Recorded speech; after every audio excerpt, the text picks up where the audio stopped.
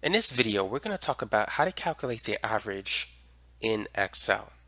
So here we have the names of a few individuals and the sales for 4 different quarters. So let's say we want to find the average sales for John for each quarter. So what we need to do is type in equal and then average, parentheses, and then highlight the numbers that you want to calculate the average for. And then close parentheses, and then click enter. So John's average quarterly sales is $25,750. Now if you want to do it manually, you can add these four numbers and then divide by 4.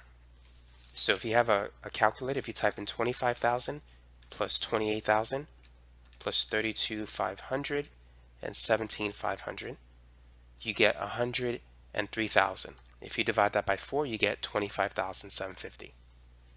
But using Excel, this is easier. You just type in equal, average, parentheses, highlight the numbers, close parentheses, and then hit enter.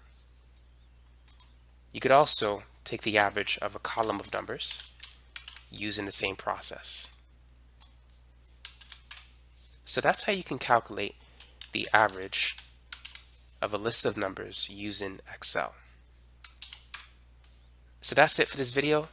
Thanks for watching.